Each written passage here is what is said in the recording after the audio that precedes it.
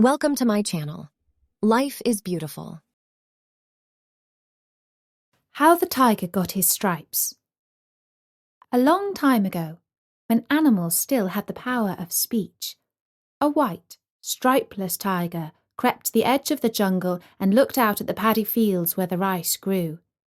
He saw a man sitting under a banana tree eating his lunch. Not far away stood a buffalo, who was also taking a rest from his work ploughing the fields. The great beast swished his tail to swipe away the flies.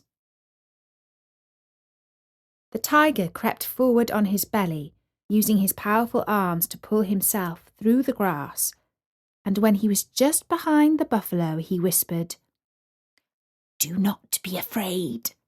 I do not come to satisfy my hunger, but to seek your advice. Do tell me the answer to my question. I am so curious to know. I have been observing the puny little man who is your master. He has no strength, no sharp sense of smell. His hands are not strong, his teeth are not sharp, and yet he rules you and makes you work for him. You, on the other hand, are a magnificent beast of great wonderful strength. You are 20 times his weight and size, and I know to my cost that you can put up a fair fight with the best of the beasts of the jungle. I have heard the source of man's power is something called wisdom. So tell me, O buffalo, what is wisdom, and where does the man get it from?" The buffalo munched slowly on his grass for a while before answering, "Beats me. I've no idea. Why don't you ask him?" The tiger saw that he wouldn't get a sensible answer from the buffalo, and so he sprang over to the man in one great bound, and as he stood before the trembling farmer, he said, "Have no fear, little man. I have not come to satisfy my hunger. I am here in search of wisdom.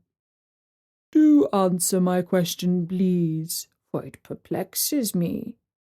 What's this thing that men call wisdom? What does it look like? Where does it come from?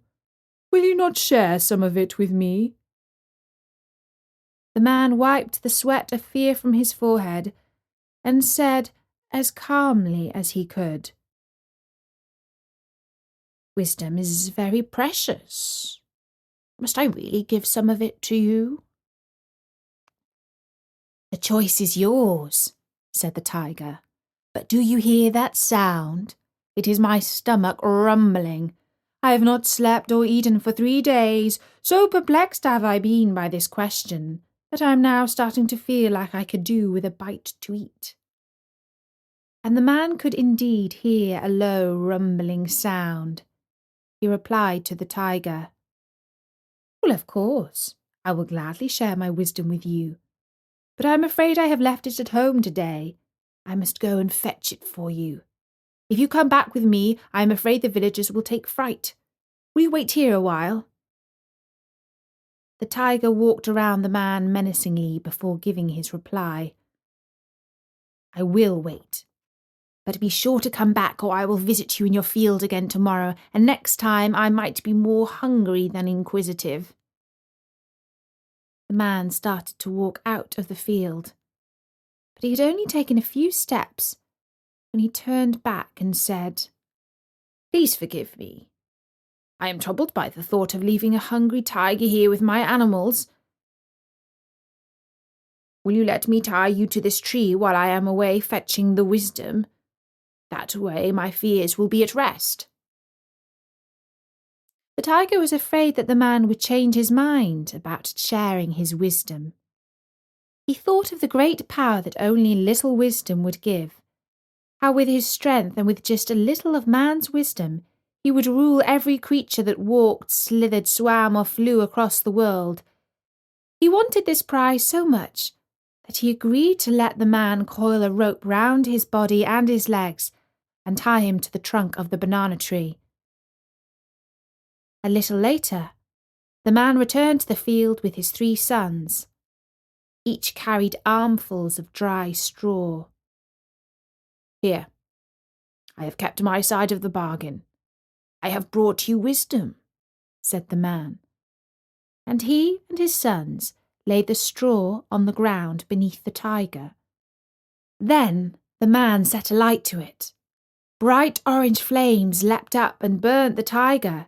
He roared with pain until at last the fire seared through the ropes, and he sprang to freedom and bounded for the river, where he soothed his burnt fur in the cooling waters.